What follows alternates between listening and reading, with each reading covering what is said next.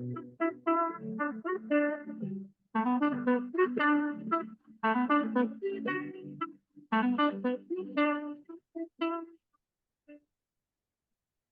going on, guys? It's Michael Weaver and Jonathan Washburn from Indianapolis and Cleveland, Ohio. How are you today, John? I am good. The worst thing about the Midwest is the tease that they give you with good weather. 2 weeks ago, Monday, 71 degrees. I was playing golf with my buddy. Today, 30 degrees, snow. It's the tease that makes it worse. Yeah, we got snow here too. For Um, sure. we're doing a podcast today because my phone just blew up. The last 76 hours have just been crazy with all of the text messages and CNN and MSNBCs and all of the links to check this video out. And is this going to change our world forever messages? So I just thought we would do a podcast today on what's going on. So first off, the big NAR lawsuit has been going on, as you have heard, unless you've been under a rock, and we're gonna start off and kind of tell you a little story. What it was the old system like, and so I'd like to explain it like Mr. and Mrs. Smith. They're sitting down one day. They were decided they want to sell their home, so they interview 4 different realtors, and they all have 4 different pricing strategies. You've got the flat rate people. You've got the Tiered system. a tiered Right? system. A Thank you, tiered John. system, yeah. A tiered system. So they would sell it at 1% for this time, or maybe a different percentage if it took a little longer to sell, or if they brought the buyer, they would adjust their fees accordingly. Then you had the people that would list it for, let's say, 6%.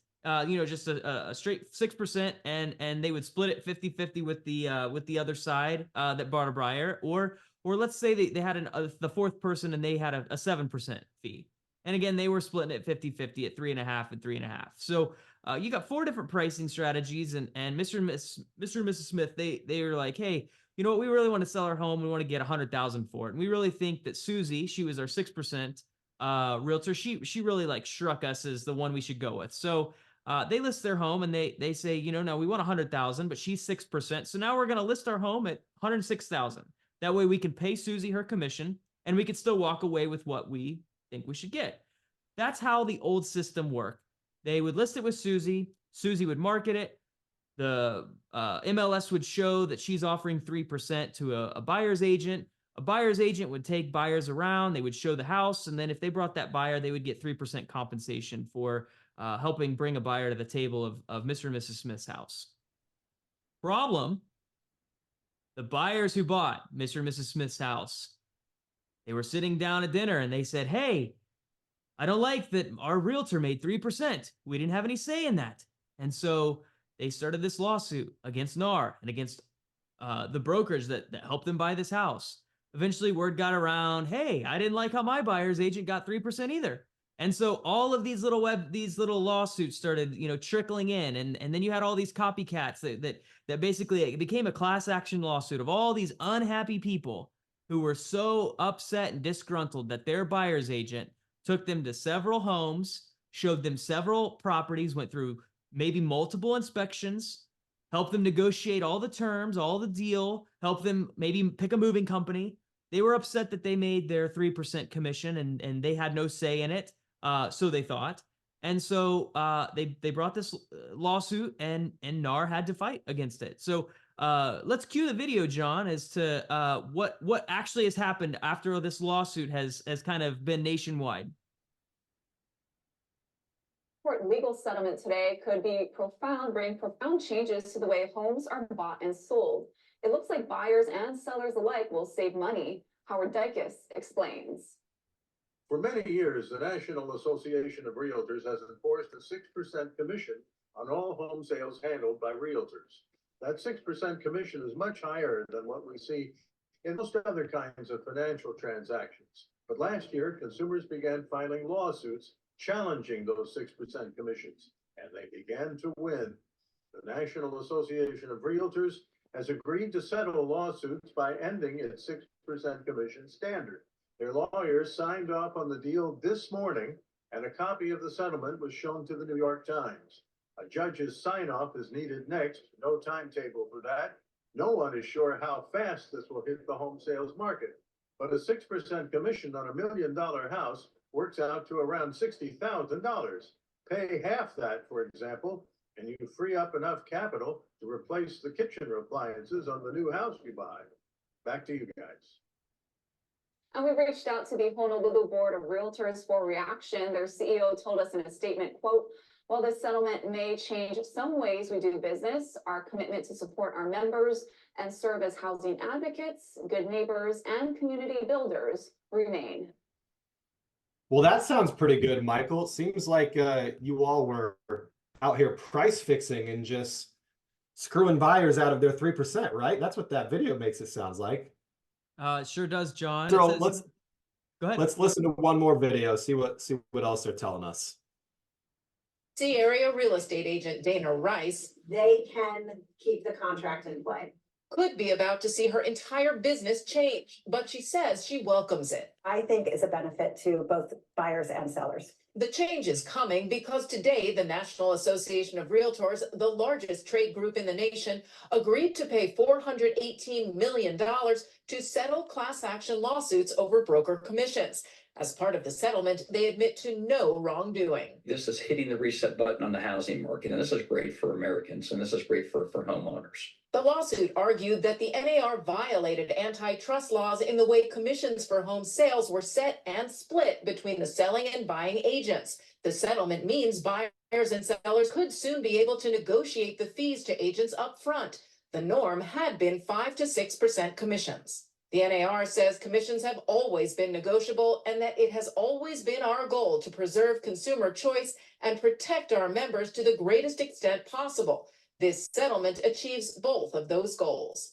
But without the standard 6% commission, competition among agents will likely increase, and buyers may choose not to use agents at all. That's a concern for Rice. My fear is that in looking at the fee structure and what it costs, people will think, well, how hard could this be? I don't need representation.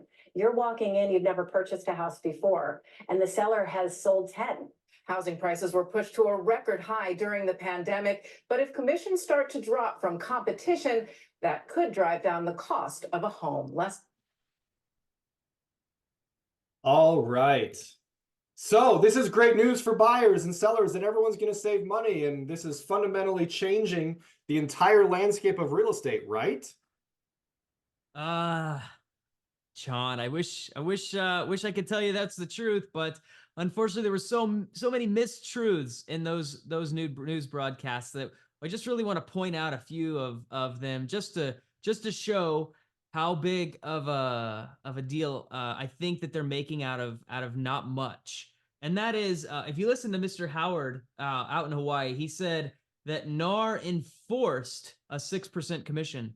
NAR has never enforced, and such they actually discouraged where we aren't allowed to talk about our commissions interbrokerages. It's actually a pretty harsh punishment to brokers if we are caught talking about commissions, because there's the antitrust and they don't want to have that kind of publicity. I think it's very interesting the quotation that the next newscast had. They actually did not even show that that's what NAR said, is that there has been no set or no enforced commission. So that should be the headline, is that NAR has never enforced. It is never encouraged. It is never set any kind of commission fee schedule. So John, they're really not doing some of the things that we're seeing on these newscasts just on the face, just on the things that you're seeing. They're not even doing those things. All right, so devil's advocate, and I know you have an answer to this, but someone's listening to this and say, okay, sure, Michael, there was never an enforced 6% rule. But why was 6% basically the standard for most transactions? Or was it? And does this help that? Yeah, so John, I've went into listing appointments before and I've lost them, and I've had to call to just check in with Mr. and Mrs. Seller and say, hey, was just curious. I thought the meeting went really well. Why did you guys choose to not go with me? And they said, well, Realtor B came in and they said they would do it for 3% less or 4% less or $200 less or whatever it is. I mean, they had a person come in and give them a price that was less than what my price was. So that does happen, and it happens a lot. There's several brokers around the Indianapolis area, I'm sure where you're at, that will do a flat fee already. Like there's already people out there doing this as their current business model. Yeah. Just because there was an illusion out there that every house is sold at 6%, that's just not true. And it never was true. And it was certainly never something set out by NAR where it's like, you all have to do it this way. This was just, blatant falsehoods, like you said. Correct. Yeah, absolutely. Okay. So then what is this going to change? If there wasn't a 6% rule before, then what is this actually going to change? I think, John, the biggest change that we're going to see is we're going to see the sellers reduce the fee that they're going to pay, and we're going to see a large increase in what the buyers are going to pay. And I'll tell you, John, that this is why. I've done this for, the time of this recording, 17 years. And I would not drive people around currently with $4 a gallon gas to show 30 homes, to walk them through 4 inspections, to negotiate through bad appraisals for $500 or $1,000. It just isn't going to happen. And unfortunately, you just don't know what you're going to sign up for until they get to the home that they're going to purchase. And so that's another reason why the commission thing worked. I had someone reach out to me, and they were actually very glad about this, and then almost like rejoicing about how this was such a big deal, and how it was unfair that the agent in Seattle sold a $850,000 house and made 3%, compared to somebody who worked in Indianapolis and they sold a $200,000 house and they made 3%, and how the big differential would be there, and how it was unfair. And I got to thinking, likely the agent in Seattle who had the $850,000 house, it's likely that they had a big open house. When you see this stuff on TV, all of the parties and everything, they probably did more work and probably did more marketing, and they probably had the fancier flyers that cost, $10 a booklet, as opposed to the agent who sold the $200,000 house in the Indianapolis area, who just did, a piece of paper. They did flyers that were on just one sheet of 8.5 by 11, and they did an open house where they had water and cookies. So the commission thing has always worked because it had always been a fair assumption of what that person is going to make as a payment for their efforts. And so going back to, I don't think it's going to change the way business in the whole scheme of things is done. I just believe it's basically shifting from a seller cost to a buyer cost. And what that means, John, is now the buyers are going to have to come up with that cash on top, like their lender fee or like the title cost. Like, it's going to be an extra fee out of their pocket, as opposed to just wrapping it up into a mortgage. What do you think? All right. So this is where I, as a lender, perk up, because I'm like, wait a minute. This is going to affect my buyers. What are we talking about here? Right. And yeah, that makes so much sense to me. Right. Before, the seller paid the listing agent 5%, 6%, 7%, and then the listing agent would split that with the buyer's agent, which meant essentially the seller was paying for both agents. It wasn't literally happening that way, right? But essentially that's what was going on. The seller was taking out of his proceeds from the home money to give to both agents. Now, if sellers are like, okay, this is cool, right? I essentially don't have to do this anymore. They won't. Of course they won't. Why would you? If you didn't have to, you wouldn't do it. And so, but like you said, the buyer's agent, and I know a lot of real estate agents, right? I want to be careful how I say this. Most real estate agents that I know would say that generally, unless it's a certain type of market, it is more work to work with a buyer than a seller. Absolutely, they would generally all the tell time. me, Absolutely, right? all the time. Maybe in 2010, when the market was crashing and there were no buyers and you really had to work and grind to like find somebody to pay, to like pay enough money for your seller not to get foreclosed on, like, okay, sure, back then. But like generally, during most times, most real estate agents I know would say it takes more work to drive a buyer around to 30, 40 different houses and write 10 offers and go through inspections and appraisals and all of these different things than it does to list a house, which involves a lot, taking pictures, marketing, doing an open house, but it's not all of the travel all over hither and yon to do that the same thing that buyer's agents. So, as you said, buyer's agents are still going to deserve to get paid because they are worth something, right? And if the sellers aren't paying them, there's only two other people in the transaction that could do it, right? The lender, wait, sorry, that can't happen. We've just violated RESPA, so it really can't be the lender. So it comes down to the buyer. And I read this stuff, and I'm talking to my friends who do the same thing. Right? Like, John, how does this affect you? Isn't this good? Isn't this going to be great for people? Your buyer's going to be able to spend less money on houses now. And I'm like, no, I don't think any of that's true for a lot of different reasons. But most importantly, the person that's selling their house and buying a new one, he's fine with this, right? He's going to make 3% more on his sale because he only has to pay his listing agent, right? And then that other 3% he was going to have to pay to the buyer of his house sale, he can just take that over and pay his buyer's agent on his purchase, right? But who doesn't have that money is the first-time home buyer that's been saving and waiting for the tax return to just have enough money to put 3% or 5% down, right? How about I do a lot of VA loans? I work with a lot of veterans. I make it a goal of mine to be an expert in VA loan transactions.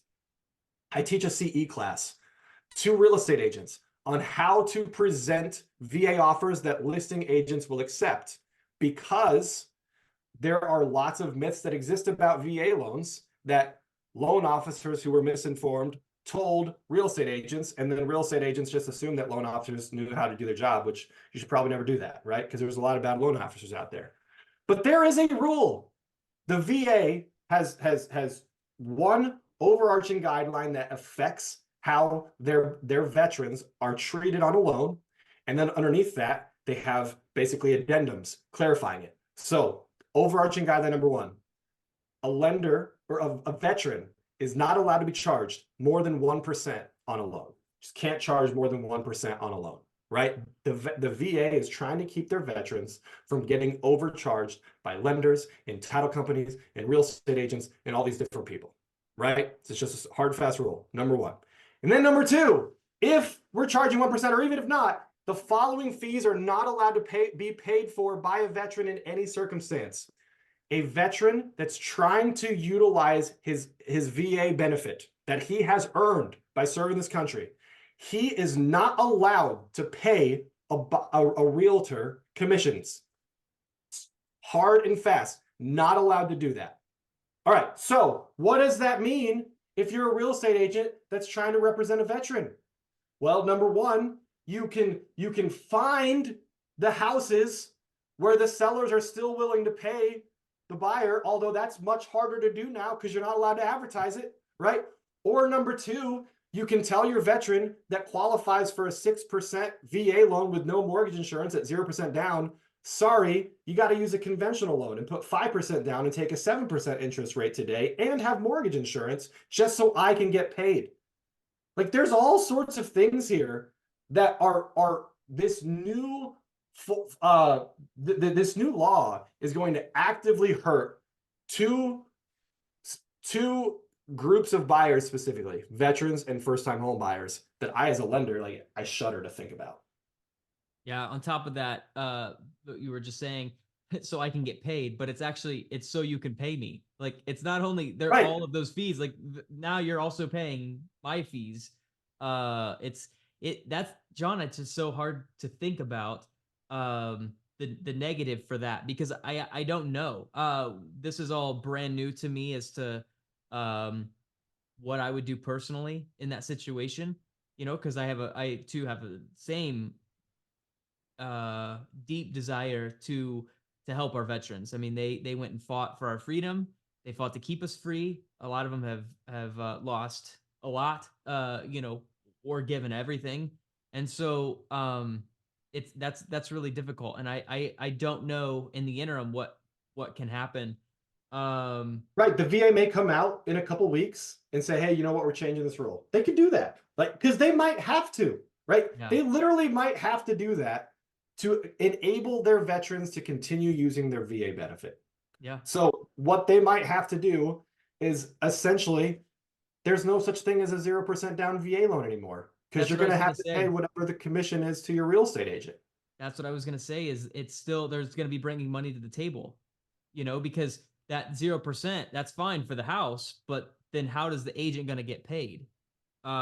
This would require, I mean, potentially you could roll it into the house, right? Like if the appraisal came in with enough, would that be an option?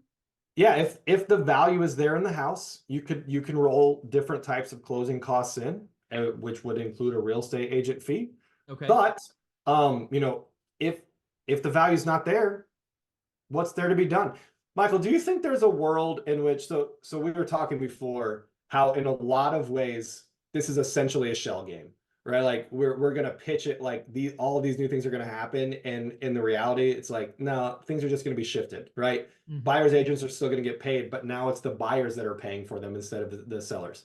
Do you think there's a world in which seller concessions become more common because it's just assumed like the buyer is going to have less money to pay for closing costs and real estate agent fees?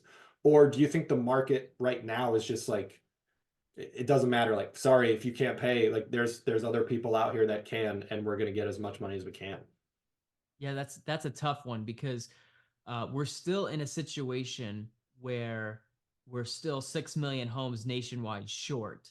So we have a shortage and we have rates that are getting buyers to finally get off the fence. So for the last 6 months, we had a little thaw or freezing of buyers wanting to get out there and buy.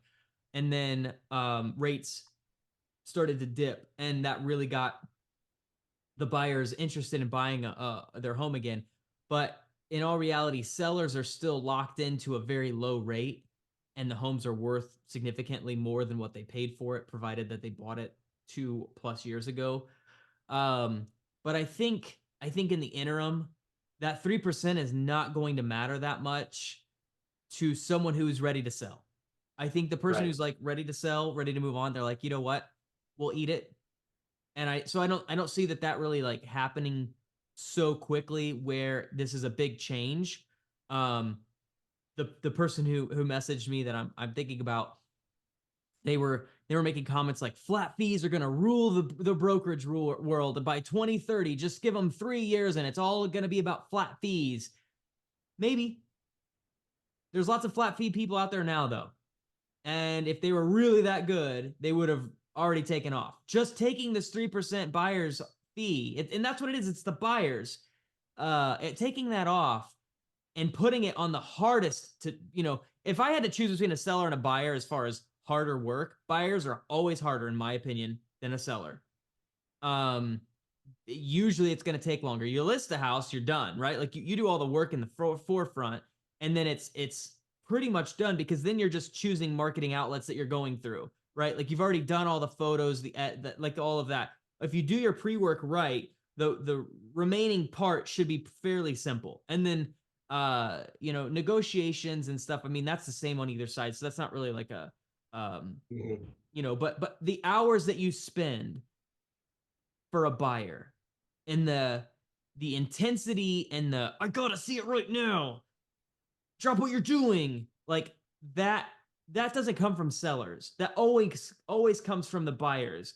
And so you're shifting and putting that all on that bucket. I don't see how that bucket is going to last and be really positive long term if you start cutting them and you start giving them the low fees.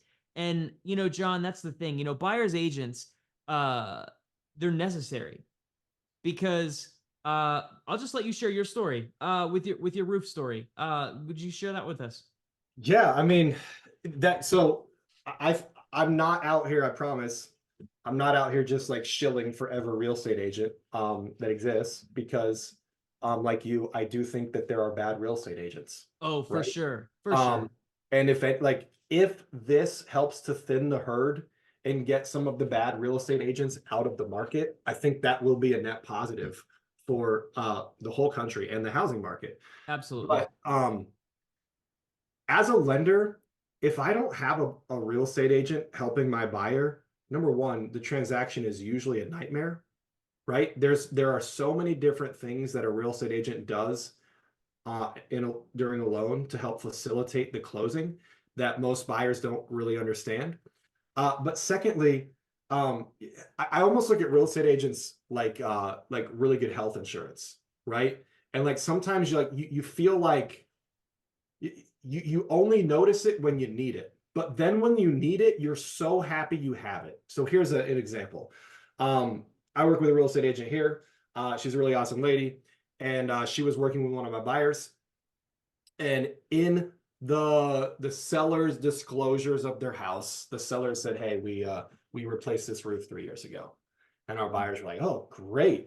It's Northeast Ohio. You got to replace a roof every 15 to 20 years over here in the snow belt. So like, hey, the fact that that's already been replaced, that's going to save us 15, 20 grand." But my real estate agent who, looks at houses every day, looks at roofs every day, she wasn't so sure. She's like, "That doesn't really look like a new roof." So she did some digging, and she pulled up county permit records and found that there were no permits to replace a roof on that house in the last 5 years. And she told her buyers, "I think they're lying. And so we're going to give them the evidence." And they caught the sellers in a lie. And she negotiated a $20,000 credit from the sellers to the buyers for a new roof after closing on a $300,000 home. That's awesome. I would That's say awesome. that real estate agent, like so many, more than earned whatever her, 3% minus her expenses. So whatever she got after driving her buyers around everywhere, she more than earned that 3%. She was literally directly responsible for our buyers getting an extra $20,000 in their pocket. And I've been in the industry for almost a decade now, right? You and I both have so many stories like this where good real estate agents that were working on behalf of their buyers did things to not just demonstrate like sentimental value, or like, oh, they were a good psychiatrist for me during the process, which you and I both know sometimes we are, right? Because buying a house is a roller coaster, but like real, actual, tangible financial dollars in the pocket because the real estate agent has fought for the buyer.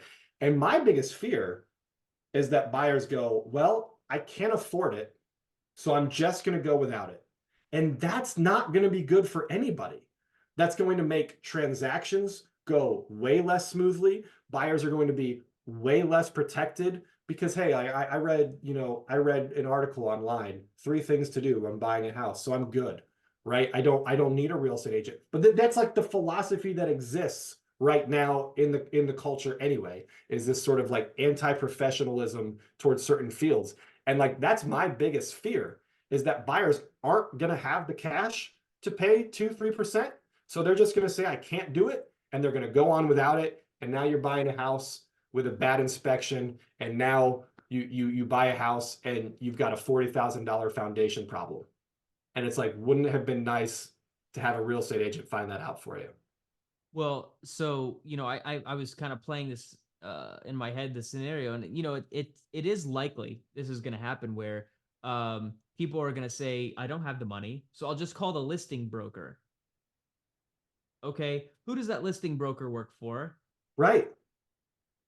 They don't work for the buyer, so they're going to want to get the most money possible. They're gonna, and what are you gonna do? Like, see, here's another interesting thing.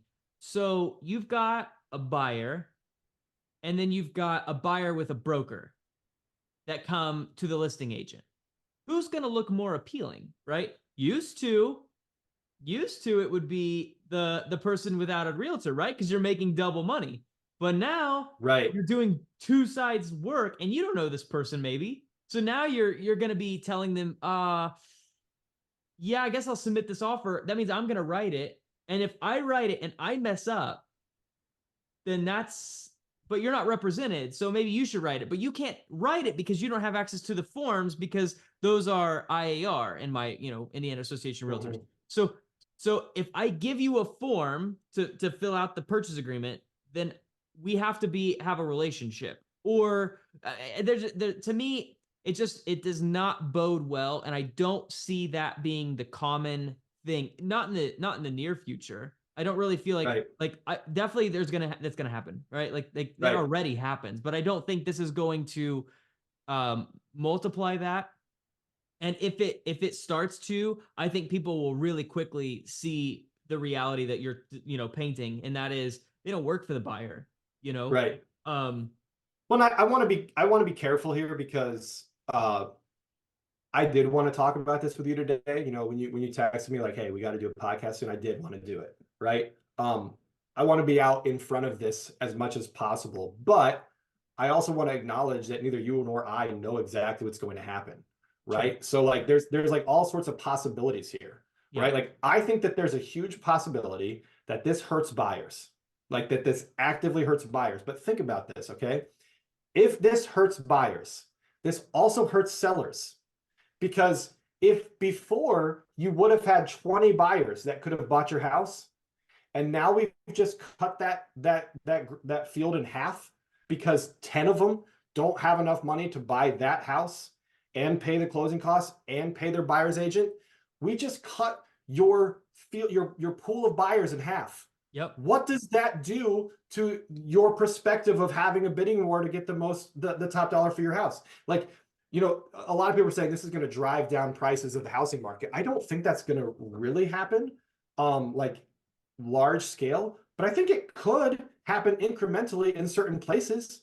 Right now, the example I gave you earlier, right? Sometimes you'll have a listing like conventional offers only, right? Because we know for whatever reason, it won't pass an FHA inspection, right? Or it's not USDA eligible because it's in a city. Right. So you're saying I only can take this type of buyer. So you have 1/3 the pool of buyers for it. Right. Well, that could essentially happen with commission fees.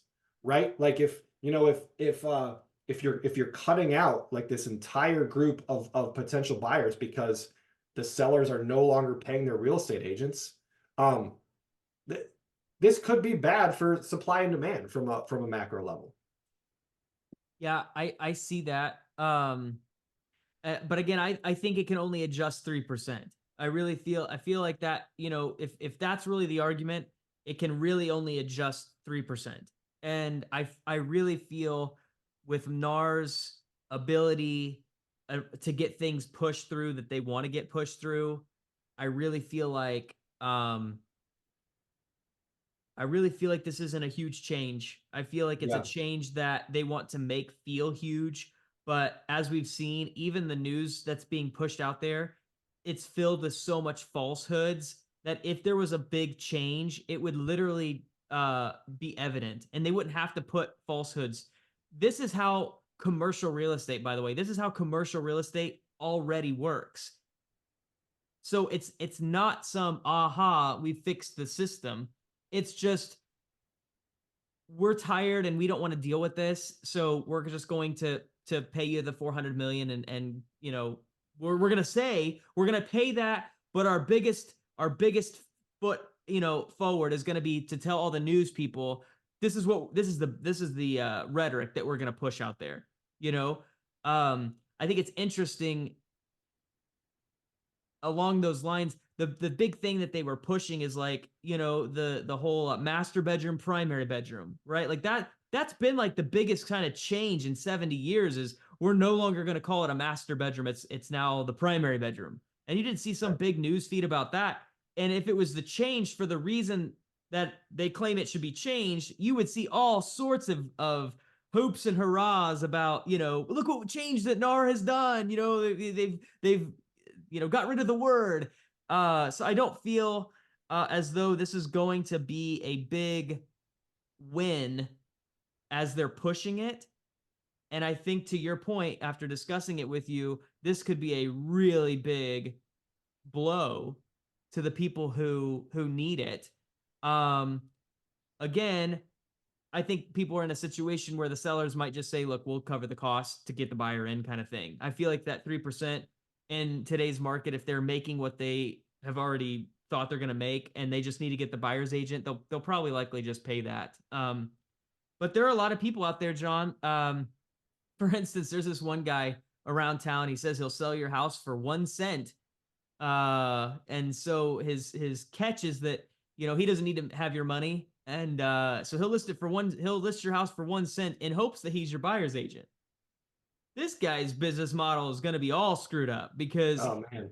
I mean, now he's going to have to try to prove his worth on that end. I'm really looking forward to seeing what comes out of his marketing, next. So, but anyway, so that's what I see, John, is a lot of pushing out narrative, but in terms of how it comes to fruition, I don't see how that will really affect the market.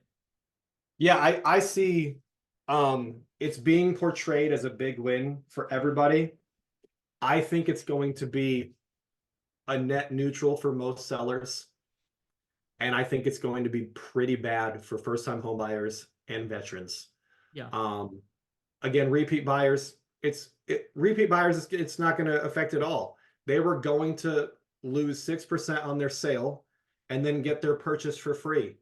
Now they're going to lose 3% on their sale and 3% on their purchase, right? And I guess if you're buying a bigger house, it's going to cost you a little bit more money. But again, you just sold a house, you have money to pay that with. From a lending perspective, I am interested to see if Fannie and Freddie and HUD change something. If they put out a program that essentially helps to cover buyer's agent fees. Because I know for a fact that Fannie and Freddie and HUD do not want buyers out here buying houses without real estate agents. But they also know that if these changes take place, it's going to become harder for their buyers, especially first-time home buyers, the one group of people that basically every political party and every single, organization in the country wants to help is first-time home buyers, right? That's like, no one's ever gotten bad PR for trying to help first-time home buyers. It's a win-win for everyone. It's like saying, I want smaller classroom sizes. It's just like automatically a good thing, right? So I'm interested, okay, are they going to drop the down payment requirement again, right? Are lenders going to come out with new programs? I've got a lender that if you can put 1% down on a conventional loan, they'll give you the other 2%, right? Are lenders going to start doing these types of things to pay for buyer's agents? They haven't yet. Is the VA going to change their rule so that veterans can still utilize their VA benefit? Maybe. We just don't know, but I'm really interested to see how this all shakes out over the next few months. And I would bet kind of what you're saying is probably going to happen, right? Give this 6 months to a year, let everything shake out. The landscape's not going to be that different, although we'll probably lose some of the real estate agents that didn't show their value. Yeah, I think that'll be interesting too, though, because the market has been such that people have made a lot of money, right? So that's going to be the hard thing is even the bad agents have made a lot of money. And so they've got a lot of runway to burn through what they've earned. And that's going to be the hard thing is like having to deal with the bad agents continued, but yeah, I just, people really need to focus on what matters, and they don't want to get a discount heart, surgeon. They don't want to get discount LASIK. Brokers are similar in the fact that if you get a good broker, they could save you $20,000 on a house. And I think people, they might not see that right away. And it might sharpen, the agents that were like for instance, there might be an agent that would be saying, hey, I'll be willing to sell your $400,000 house for 10,000. And another says, well, I'll do it for 11, right? Like, so there might be where they're like sharpening the differencing of values. But getting down in the weeds is just going to be really difficult. And I think there's going to be lots of people say, well, this happened and this happened and this, and they'll have these one-off stories, that show how big of a change this made. But I just feel like, overall, it's not going to change the landscape of real estate. Nothing has changed. In 70 years, there hasn't been big changes. So I don't think that this is going to be one of those. I just think it just is changing what part of the pie the money is coming from. And I think that's the biggest thing. Real quick, while I'm talking about pie and where money's coming from, we got this email the other day, and it said that they lost the $400 million or whatever, and they said this will not affect the dues for members in the 2020 or whatever. I'm like, yeah, but for the next 10 years, bend over because you're totally screwed. Oh, man. So, Hey, I have a question. yeah. So, do you think that the way in which buyer's agents are paid could potentially change? I was thinking this, all right? So, I think one of the things that people don't realize about buyer's agents and listing agents is that, like, yeah, at the end of the day, you get what a lot of people would consider to be a pretty good paycheck, when that home closes. Sure. But also, you're essentially working for free for like 3 or 4 months while you're taking people to houses, and actually not even for free. If you're a buyer's agent, you're driving all over the place with $4 a gallon gas to go all over the place. Do you think there's a world where agents start collecting more money up front? We're like, Oh, oh yeah, you want to go to that absolutely. house? It's X for every house visit. And then at the end of the process, since I've recouped a lot of my costs, then I don't charge you 3% at the end. Maybe I charge you 1%, but you cover all my expenses until then. Yeah, Do you think that absolutely. there's a world where, and like I'm thinking, like, if this type of thing happened, maybe this is actually better for a lot of people involved, because now that buyer is going to think really hard before he's like, hey, I want Michael to leave his family tonight to show me this house, which I don't really love, but it did come on Zillow and I kind of want to go watch it, right? Oh my Oh, goodness. if I have to pay for every single trip, okay, I'm only going to get the good ones. Like, is there a world where maybe that type of thing could start playing in, since it's, yeah. I just this year, John, I did that for somebody. I had never thought about that before. This NAR thing had zero effect on why I did it, but I literally went into a listing appointment. The kids, and I say kids because they were way younger than me. They had a house. They were trying to renovate it. Looked nice, okay. They had another realtor that kept asking them to drive down the price last fall. And when I did the comps, I was showing that what she was trying to get to was accurate. And so I was thinking, I want a good relationship with these people. And they felt that the other agent was pushy, and I don't want to ever be pushy in general. And so I just didn't want to even go down that road. And so I knew that or at least I felt that the price that it should sell at was going to not be where they wanted to be at, because they bought it recently and they hadn't lived in it long enough to realize enough improvement, of the price. So I basically gave them 3 price options, and the one that they chose was the least expensive. And what it did is I did all of the marketing for them. I did all the photos. I have a pilot's license, so I did the drone work. I did a 3D camera. I did all of the marketing, and I said, look, list this on Zillow. If a buyer agent comes, you can offer to pay them, because this thing with NAR hadn't come out yet. So I said, you could offer to pay the buyer agent a commission, and this should save you enough money that you could get out of this house and not owe anything, or maybe make a couple thousand. And I made maybe 4,000 less than what I would have if I'd have realized the sale.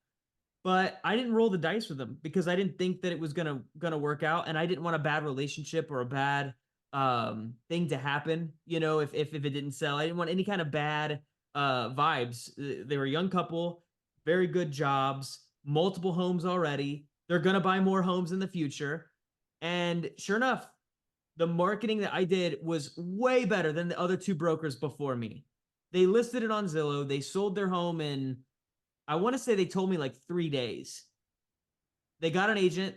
She took like 2.5%, like nothing. And they're super happy with me. They couldn't be more happy. And then I also clicked on the end. I'm like, here's my first fee. Got that collected. I'll take another fee at the end to help you work through the paperwork. No big deal. And that's exactly what we did. And I reiterated that when they called me and said, hey, I got an offer. And they said, will you help me through? And I said, remember, there's a cost. And they said, yeah, we want to do that. And so, John, I definitely think that that's a way to go. I was away from my family, like very little. And they're going to make out well. The buying agent's happy, the buyer's happy. Everyone won in that situation. And so I think that could be more prevalent, but not for all agents. Because here's the deal. I worked really hard. I have $25,000 of video equipment. I've got 10 years of learning how to do, editing, like video editing and all, like a pilot's license. Like I went through all that stuff. Like not every broker can offer that service and charge what I charge. Right. And so sure, someone could go in there with their iPhone and take some pictures, but I can show you like just the difference of what quality and time, is worth. I showed it to them. They were floored. And of course, they were just really happy. And so I think that could happen for good quality people, but I also think that it's not going to be the normal. I really don't feel like that's going to be the normal way we do business. Yeah. Well, cool, man. I think this was good. Yeah, my phone was blowing up on Friday. All sorts of people that I haven't talked to for years. Like, John, isn't this good for you? Isn't this great for all of us? Blah, blah, blah, blah. One guy's like, yeah, I've been in an argument with my real estate agent friend that houses really aren't worth what they're selling for, and now I'm going to be right because the prices are going to come down. I'm like, I don't think that's really going to happen. I mean, like you said, maybe it'll come down a couple percent because you're not factoring in both sides' fees, but also I think here in the short term, a lot of sellers are just gonna be like, oh, I just made an extra 3% on this from what I was planning on making. So yeah, it'll be interesting to see how it all shakes out. But real quick, John, on that note, it is interesting to think about this. We are no longer allowed to disclose any kind of seller commission. Okay. However, when I first got in the business, seller concessions were not common. Before I got in the business, so early 2000s, people used to have like 20% down. And now they're getting sellers concessions. So I don't know, but it might not be a huge uncommon thing in the future to say, I want 3% seller concessions and I want 3% for my buyer's agent. Nothing changed. right. We're allowed to now ask or negotiate that. As far as I know, we are supposed to have a buyer agency agreement signed with our deals. We're supposed to have that together. But if agents continue to have to pay their brokers and they have all the same expenses, I mean, I don't see how that's going to affect, but it very well could change. Excuse me, what you see from the lender is, here's I want the seller concessions, here's I want the buyer's agency covered, and then I want you to install a radon mitigation system. I mean, so I don't think that and if that's the case, sellers' pricing are not coming down. If word gets out that sellers are still paying that, the prices are still going to stay high, and we're still on a shortage. Yeah, no, I hear you. So, all right, John, like we'd like to do always, give us a good thought for today. Oh man, a good thought for today. We've been talking about this all week, and I didn't really come prepared with a good thought for today. Do you have one? You know what? I do have a good thought. I lost my dog this week and had to put her down after 14 years. And so a thought has come through my mind, which you probably know who said it. I don't. but someone said that it was better to love and lost than never to have loved at all. Do you know who said that? I mean, that's similar things have been stated from various authors in literature. I figured that you would have that answer, but Victor Hugo said something similar to it in Les Mis. yeah. And so to me, I've been thinking about that and how hard it was. And, I don't want another puppy. I don't want another dog because of all of the things. I mean, we spent $300 or $400 a month on her eye medicines the last 3 or 4 years that she was, 5 years that she had been alive, and just a lot of problems and everything. But I really miss her, and all of that is something that I will have with me forever. Is the love and the wagging of the tail and all of that that dogs provide throughout their lives, and so all of that is my positive thought today. Is if you have a pet, if you have a child, just embrace the happy and um the love that they give you unconditionally, because that's really what pets are. They love you unconditionally no matter how much you yell at them, or bad day 5 minutes ago. They're always there with that wagging tail and licking tongue, and so that's my happy thought for the day. Lord Tennyson said that exactly.